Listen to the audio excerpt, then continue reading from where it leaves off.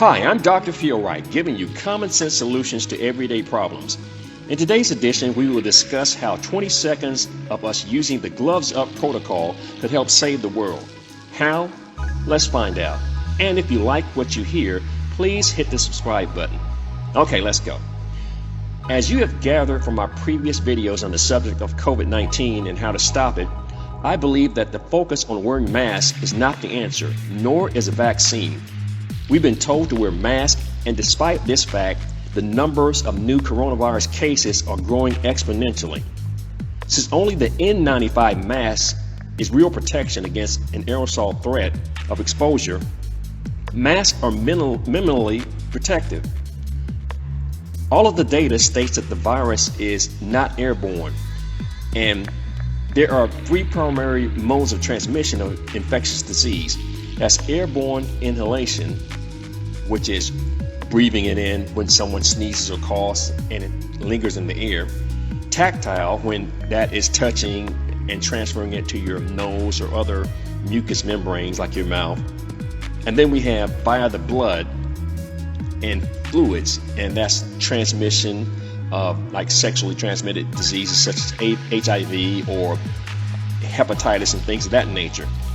And since the latter has been practically ruled out and no one is going to be in an airspace where a person is coughing and sneezing where virulent particles are being dispersed, then the remaining vessel of transmission is tactile, this is what I'm 100% convinced is the culprit. It's highly unlikely, in my opinion, that if someone stays within 50 feet of someone sneezing or coughing is a reality. Usually if something like that happens, people are going to disperse. They're going to run, and they're going to take a great distance away from a person that's doing that. So even if that lingers in the air, which I still see that as very unlikely, it's the likelihood of that happening is minimal at best in my mind.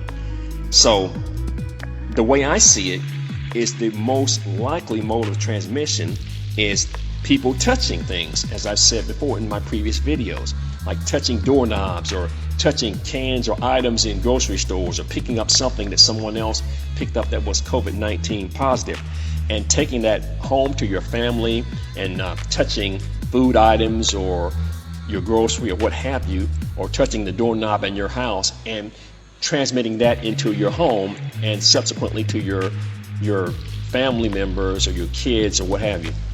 So that's why I firmly believe that gloves, using the GlovesUp Protocol, worn the proper way and sanitized afterwards, can halt the spread of COVID-19 around the world. And in addition, I recommend that you have a set of gloves that you use to open your mailbox or packages, and possibly a pair of cloth gloves for the wintertime, or possibly if you go out to dinner, if you want to look fashionable and still wear gloves. But just be advised that if you wear the cloth glove, you cannot implement stage 2 of the GlovesUp Protocol, which is sanitizing the gloves with hand sanitizer or spraying them.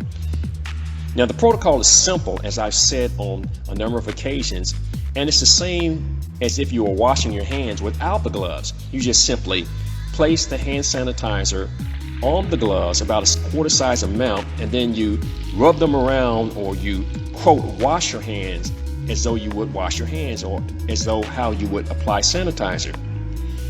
What that does is it gives you an instant 100% protection, because if there was something on your hands from touching something in the grocery store or the department store, you've instantly killed it. And then you sanitize your hands, as I recommend, once you take the gloves off, and then you provide a 100% protection against COVID-19 by doing so that nothing else provides, not even the N95 mask. And then if you wash your hands once you get home, which is a third layer of protection, then you are pretty much guaranteed that COVID-19 is not reaching your home in a tactile nature.